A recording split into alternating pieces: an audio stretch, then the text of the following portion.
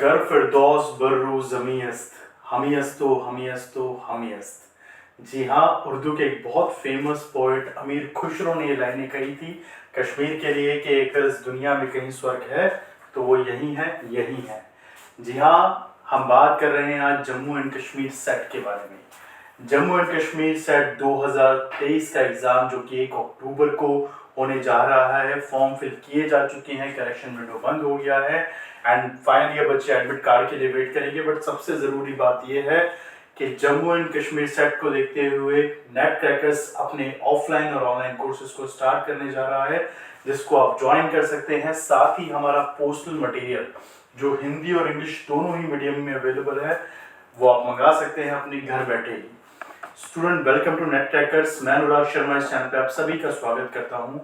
Student, exam आने जा रहा है और जिस तरह से नेट का एग्जाम एक नेशनल एलिजिबिलिटी टेस्ट है उन सभी बच्चों के लिए जो कि यूनिवर्सिटीज़ में अपना एकेडमिक करियर स्टार्ट करना चाहते हैं, एज अ लेक्चरर पढ़ाना चाहते हैं, उसी तरह से स्टेट लेवल पे भारत में कुछ स्टेट अपने सेट एग्जाम कंडक्ट कराते हैं। अगर सिलेबस की वेटेज देखी जाए तो लगभग इक्वल ही होती है, बट स्टेट टू स्टेट ये एग्जाम कितना टफ आता है डिपेंड कर सकता है। ऐसे में जम्मू कश्मीर सेट को सबसे टफेस्ट सेट एग्जाम्स में से एक माना जाता है।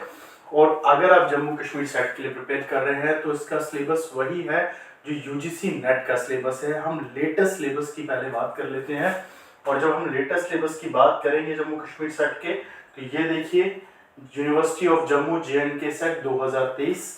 ठीक है, क्या है हमारा सिलेबस? सिलेबस की अगर मैं बात करूं यूनिट वाइज ही मैं सिलेबस पे चल देता हूं। तो देखिए, सबसे पहले अगर हम देखें तो पॉलिटिकल थ्योरी का जो हमारा पार्ट है, दो इंपॉर्टेंट एरिया एक आप यहाँ पर पढ़ते हैं। सबसे पहले कॉन्सेप्ट्स क्या होते हैं अलग अलग, इसके बाद पॉलिटिकल ट्रेडिशंस जो हैं इसमें बेसिकली आप थ्योरीज को पढ़ते हैं। कॉन्सेप्ट्स में वही सारे कॉन्सेप्ट हैं आप जो कि ग्रेजुएशन या मास्टर्स में पढ़ कर आए हैं। Liberty, equality, justice, right, democracy, power, citizenship. उसके बाद अगर मैं थ्योरीज की बात करूं, ट्रेडिशनल थ्योरीज की, liberalism, conservatism, socialism, Marxism, feminism, ecologism, multiculturalism and postmodernism. तो ये बेसिकली वही सिलेबस है जो सिलेबस हमारा यूजीसी नेट का सिलेबस है। हाँ, कुछ साइट्स के ऊपर कई बार जब बच्चे JNK की जो मेन साइट है उसके अलावा अगर आप किसी रैंडम साइट पे जा रहे हैं तो हो सकता है कि आपको पुराना यूजीसी नेट का सिलेबस मिले, बट अभी जो एग्जाम होने जा रहे हैं वो JNK साइट पे आपको यही सिलेबस मिलेगा जो कि लेटेस्ट 2019 का अपडेटेड सिलेबस है। यूनिट नंबर 2 की तरफ मैं अगर आऊँ, this is called western political thought. Although हमारे सिलेबस के अंदर इसको पॉलिटिकल थॉट ही मेंशन किया गया है। Confucius, Plato, Aristotle, Machiavelli, Hobbes, Locke, Rousseau, Hegel, Wollstonecraft, John Locke, John Stuart Mill, Karl Marx, Gramsci, Hannah Arendt, Fanon, Mao and John Rawls. ये वो सारे थिंकर हैं जिनमें से मैक्सिमम एरियाज आप अपनी मास्टर्स में या ग्रेजुएशन में कवर अप करते हैं। अगर आप कश्मीर यूनिवर्सिटी से भी पढ़े हैं, जम्मू यूनिवर्सिटी से पढ़े हैं, तो दोनों ही जगह इन सभी टॉपिक्स को आप पढ़ के जाते हैं। क्लासेस के अंदर 1 बाय 1 हम हर टॉपिक से चलेंगे। सबसे पहले हम यूनिट नंबर 2 से शुरुआत करेंगे, बिकॉज अगर आपको जानना है लिबर्टी क्या है, अगर आपको जानना है इक्वालिटी क्या है, तो आपके लिए जरूरी है कि आप सबसे पहले जॉन लॉक को पढ़े और रूसो को पढ़े। अगर आप जानना चाहते हैं कि जस्टिस क्या है, राइट्स क्या है, तो आपके लिए जरूरी है कि आप जॉन रॉल्स को पढ़ के आगे बढ़े। ठीक है, इस तरह से हम पहले फोकस करके चलेंगे अपने थिंकर्स के ऊपर। जब हम एक बार थिंकर्स को समझ जाएंगे तो नेक्स्ट स्टेप होगा हम कॉन्सेप्ट्स को समझेंगे और थर्ड स्टेप होगा हम थ्योरी को समझेंगे। मैं एक एग्जांपल के तौर पर आपको समझा देता हूं। फॉर एग्जांपल, आप जब ये सारी थ्योरीज पढ़ेंगे तो इसमें कुछ और थ्योरीज को ऐड करना जरूरी है, जैसे कि स्टेट क्या है। स्टेट को समझे बिना शायद अभी नहीं समझ सकते कि थिंकर एक्चुअली बात क्या कर रहे हैं। और अगर हम स्टेट को सबसे पहली बार पढ़ेंगे तो स्टेट को पढ़ने का पर्सपेक्टिव क्या होगा। आप प्लेटो को पढ़ेंगे, प्लेटो ने कैसा स्टेट दिया, एरिस्टोटल ने क्या कहा, मैकियावेली, हॉब्स का स्टेट, लॉक का स्टेट सोशल कॉन्ट्रैक्ट थ्योरी के अंदर। ठीक है, तो इसलिए पहले जरूरी होता है कि आप थिंकर को पढ़ें। जब आप जॉन लॉक को पढ़ेंगे तब आपको समझ में आएगा कि जॉन लॉक ने एक आइडिया सबके सामने रखा और आइडिया था लिबरल, आजाद व्यक्ति का, लिबर्टी की बात। तो यहाँ से लिबर्टी का जो कॉन्सेप्ट है यहाँ पर सामने आया। और जब ये थ्योरी प्रैक्टिकली अप्लाई हुई, ठीक है। अगर मैं बात करूँ डेमोक्रेसीज के अंदर, रिपब्लिकन सिस्टम्स के अंदर, और जो आज आपकी मॉडर्न डेमोक्रेसी है या इंटरनेशनल रिलेशन में, तो ये थ्योरी, ये जो कॉन्सेप्ट था वो कन्वर्ट हो गया into theory, liberalism. Ism stand for theory, ठीक है। तो ये कॉन्सेप्ट एक थ्योरी में कन्वर्ट हो गया। तो सबसे पहले, इसीलिए मैं हमेशा कहता हूँ कि सबसे पहले आएंगे थिंकर। आप सबसे पहले थिंकर को समझिए, ठीक है। थिंकर आपका पहला स्टेप होता है कभी भी आप किसी सिलेबस को पढ़ रहे हैं। उसके बाद आइडिया, उसके बाद कॉन्सेप्ट, क्या निकला उस आइडिया से, ये आइडिया और कॉन्सेप्ट को आप एक ही चीज कह सकते हैं। लास्ट में आती है थ्योरी और उसकी एप्लीकेशन के ऊपर बात होती है। जॉन लॉक ने जो आइडिया दिए उनको जाके आगे अपनाया, बहुत सारे कॉन्स्टिट्यूशंस ने, अमेरिकन कॉन्स्टिट्यूशन में वो आया, वहां से आपने बोरो किए और आज फंडामेंटल राइट्स जैसी बातें हम लोग यहाँ पर करते हैं। तो ये आपके सिलेबस में सबसे पहले बार हो जाएगा। फर्स्ट यूनिट इसको हम लोग पढ़ेंगे, सेकंड हम इसको पढ़ेंगे। और जब हम इन दो यूनिट्स को पढ़ते हैं तो हमें समझ में आता है कि हमारी जो तीसरी यूनिट है इंडियन पॉलिटिकल थॉट, उसमें कुछ थिंकर्स को अगर हम छोड़ दें, कुछ एरिया अगर हम छोड़ दें, फॉर एग्जांपल ये धर्मशास्त्रा, कौटिल्य, अग्निहोत्र, बर्नी, कबीर, यहाँ तक का एरिया अगर मैं छोड़ दूं, और इसके अलावा स्वामी विवेकानंद को भी थोड़ा सा आप छोड़ सकते हैं इसमें, आज वेदांता फिलॉसफी ये देते हैं। बाकी जितने भी थिंकर आपको यहाँ इस लाइन में नजर आ रहे हैं, सारे वो थिंकर हैं जिन्होंने कोई ना कोई आइडिया वेस्ट से बोरो किया है। तो इसलिए जब आप ये दो यूनिट समझ जाते हैं, फर्स्ट एंड टू, तो थर्ड को समझना आपके लिए बहुत इजी हो जाता है। अब इसके बाद आती है हमारी unit number 4, comparative politics. Comparative politics हमारे सिलेबस में एक बहुत इंपॉर्टेंट यूनिट है एंड मोस्ट कॉमन इशू जो कंपैरेटिव पॉलिटिक्स के साथ बच्चों को फेस होता है वो यही है कि ये समझना बड़ा टफ है कि जो क्वेश्चन एग्जाम में पूछा गया है वो कंपैरेटिव पॉलिटिक्स से आया है या पॉलिटिकल थ्योरी से आया है। मैं उदाहरण के तौर पर आपको बता देता हूँ। आप टॉपिक्स के ऊपर फोकस कीजिए। इंस्टीट्यूशनल अप्रोच की बात हो रही है, political culture, political economy, new institutionalism, comparative method. अब आप कोई भी क्वेश्चन अगर देखें जो कि इंस्टीट्यूशनलिज्म से है तो 80% बच्चों का पहला फोकस जाएगा कि ये पब्लिक एडमिनिस्ट्रेशन का क्वेश्चन है, ठीक है। वहां आपकी कंफ्यूजन होगी। अगर क्वेश्चन नेशनलिज्म से आ गया और यूरोपियन नेशनलिज्म से आ गया तो हो सकता है कि आप कंफ्यूज हो कि ये हो सकता है कि वेस्टर्न पॉलिटिकल थॉट में से रिलेटेड कोई क्वेश्चन है, ठीक है, या फिर पॉलिटिकल रिजीम से आ गया, डेमोक्रेटिक रिजीम से आ गया। तो ऐसे में बच्चों को कई बार लगता है कि आईआर का क्वेश्चन है। वहीं अगर कॉन्स्टिट्यूशनलिज्म या कॉन्स्टिट्यूशन से आ गया तो बच्चों को लगता है कि ये क्वेश्चन आया है इंडियन गवर्नमेंट एंड पॉलिटिक्स से। अरे हमने लक्ष्मीकांत में तो ऐसा कुछ पढ़ा नहीं।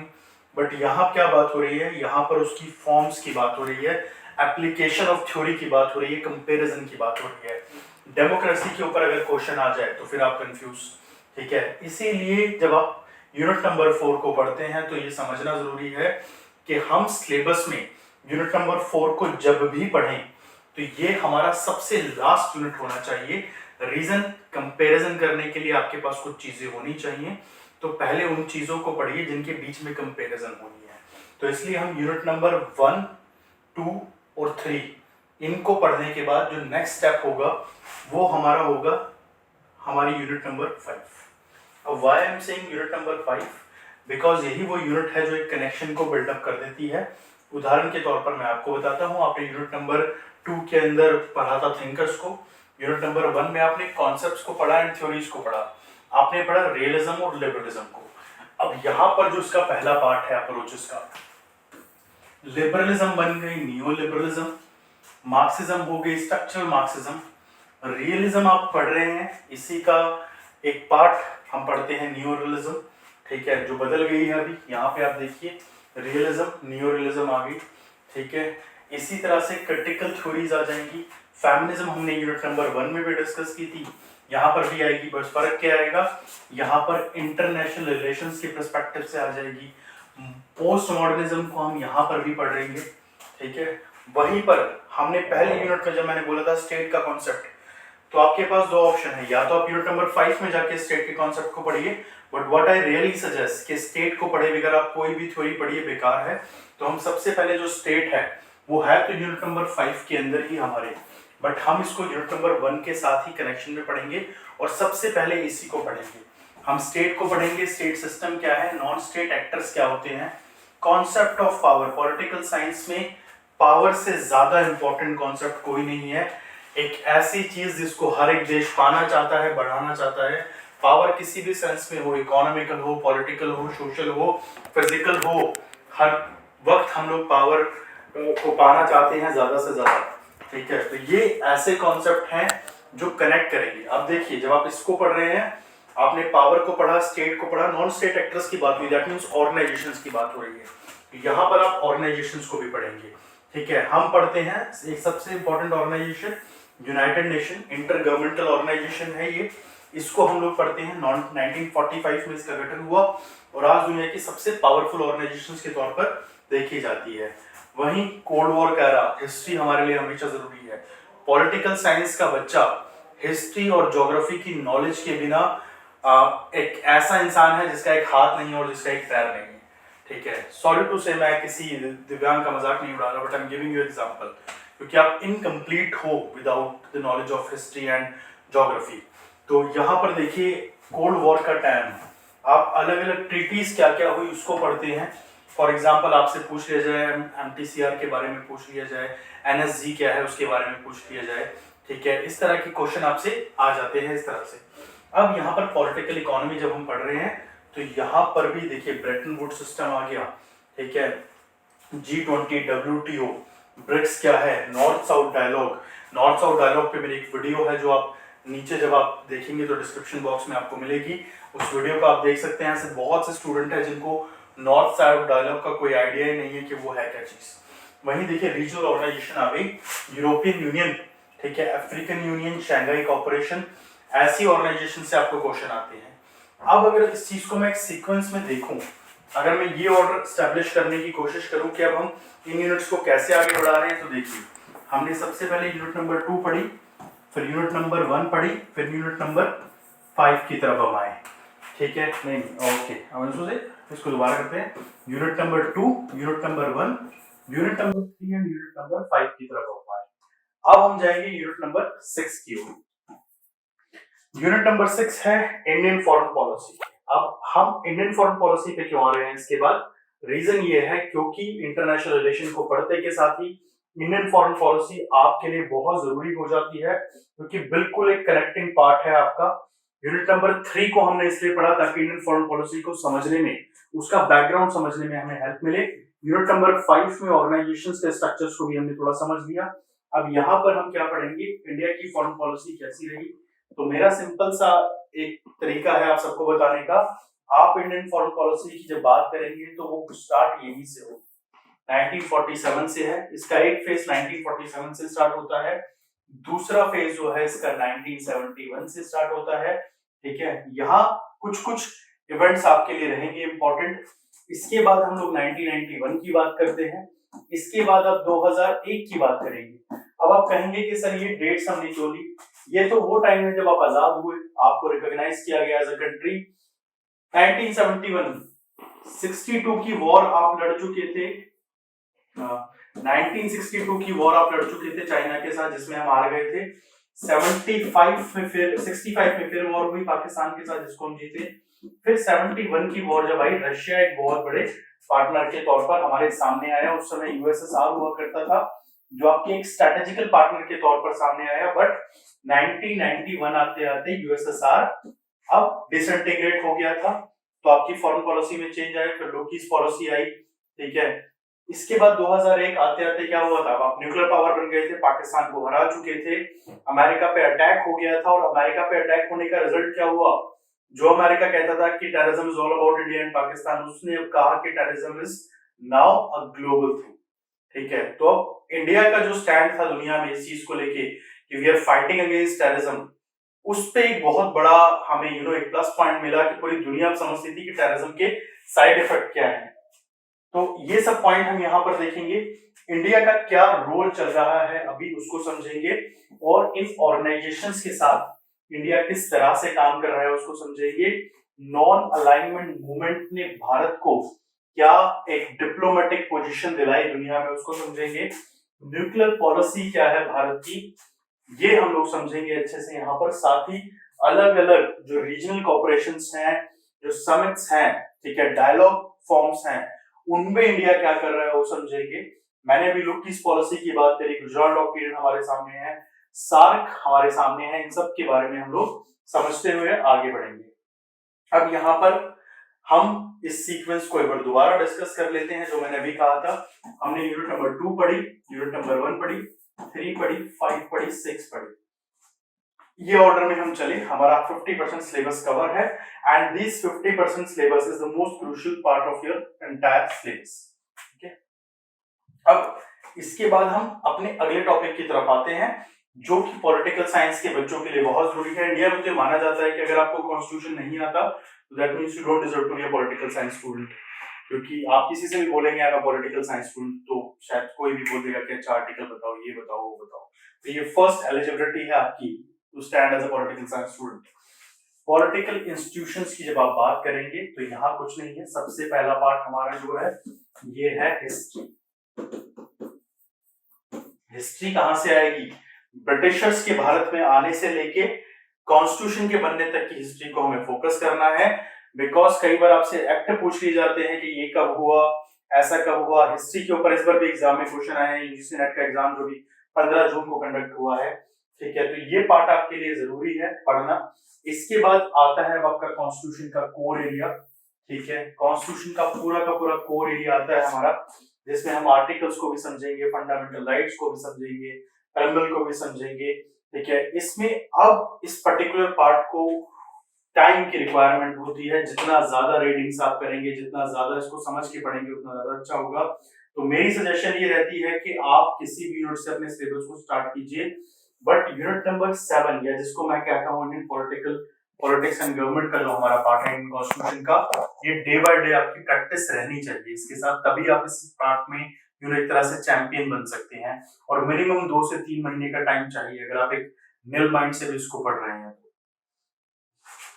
अब यूनिट नंबर 7 के बाद आते हैं हम यूनिट नंबर 8 के ऊपर।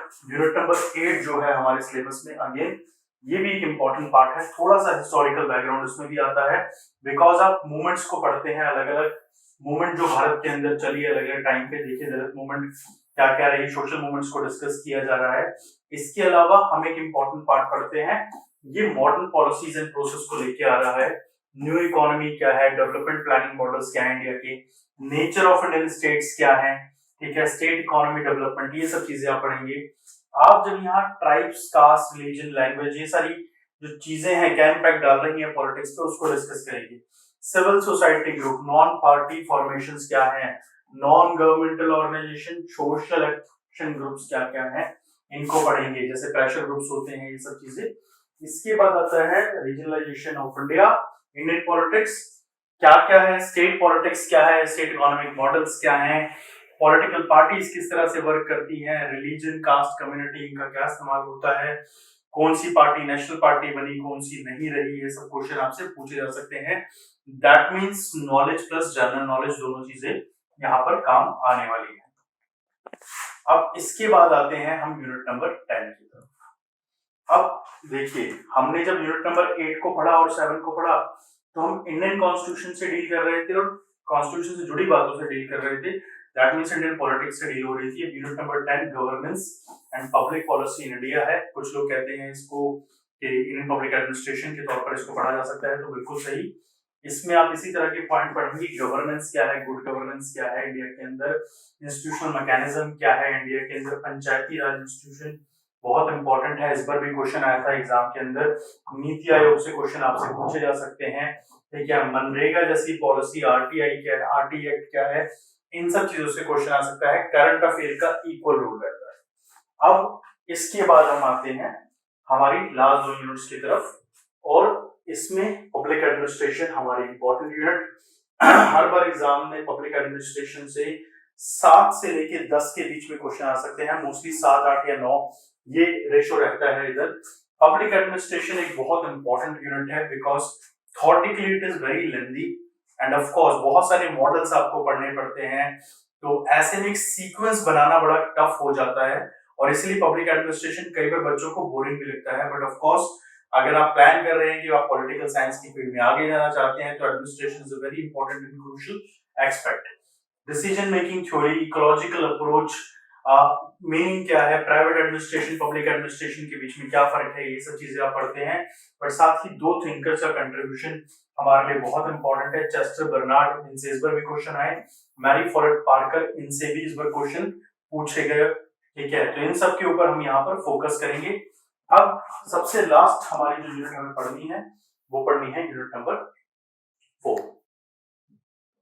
अब देखिए, अब आपको समझ में आ गया कि why I am taking it as a last unit, because हमने एक सीक्वेंस को यहाँ पर क्रिएट किया है। क्या सीक्वेंस हम लोगों ने यहाँ पर क्रिएट किया है, मैं थोड़ा सा समझा देता हूँ। हमने यूनिट नंबर 2 को पढ़ा, 1 को पढ़ा, 3 को पढ़ा, 5 को पढ़ा, 6 को पढ़ा। ये सारी यूनिट आपस में कनेक्टेड यूनिट है। अब थर्ड यूनिट की वजह से हमें 7, 8 और 10 यूनिट, ये हमारी कनेक्टेड यूनिट है। ठीक है, थर्ड को मैं इसमें यहाँ पे कनेक्ट कर रहा हूँ क्योंकि यहाँ पर आपने इंडियन पॉलिटिकल थॉट्स को पढ़ा था। अब इसके बाद हम दो यूनिट्स की बात कर रहे हैं, यूनिट नंबर 9 की बात, जो कि सेपरेट एक तरह से हम दे सकते हैं, और यूनिट नंबर 4। यूनिट नंबर 4 की जब मैं बात करूंगा तो ये बहुत सारे एस्पेक्ट इससे कनेक्ट हो जाएंगे। ठीक है, तो इस तरीके से हमें चलना है और यही सही तरीका रहता है अगर आप सिलेबस को एक सीक्वेंस में रखना चाहते हैं। तो यूनिट नंबर 2 आपको वेस्टर्न पॉलिटिकल थॉट बताएगी, यूनिट नंबर 1 थ्योरीज बताएगी कि वेस्टर्न पॉलिटिकल थिंकर्स ने क्या दिया। इसके बाद unit number 3 Indian political thinkers ने क्या बोरो किया यहाँ से और अपने क्या आइडियाज दिए उनका समअप कर देगी। यूनिट नंबर 5 इंटरनेशनल रिलेशन में क्या हुआ वो समझाएगी। यूनिट नंबर 6 कनेक्ट कर देगी आपको यूनिट नंबर 3 और 5 के साथ। अब इसके बाद 7, 8 और 10 यूनिट जो है वो इंडिया के कॉन्स्टिट्यूशन की हिस्ट्री से और प्रेजेंट से जुड़ी हुई हैं। आपकी जनरल नॉलेज, पब्लिक पॉलिसी सब आपको समझ में आता है। यूनिट नंबर 9 आपको एडमिनिस्ट्रेटिव एक्सपर्ट्स को समझाएगी और यूनिट नंबर 4 अब करेगी इन सबको एक साथ कंपेयर। सो स्टूडेंट, ये एक सही तरीका रहेगा हमारे सिलेबस को कवर अप करने का। आपके साथ जब हम जुड़ेंगे और साथ में इस चीज को कवर अप करेंगे तो यही तरीका रहेगा मेरा आपको पढ़ाने के लिए। टॉपिक टू टॉपिक हम समय समय पे टेस्ट को भी डिस्कस करते रहेंगे।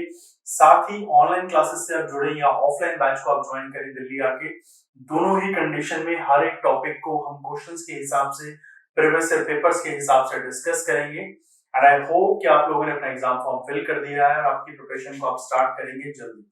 आप हमें ज्वाइन कर सकते हैं नीचे दिए गए नंबर्स पे या हमारी वेबसाइट को भी विजिट कर सकते हैं। धन्यवाद दोस्तों।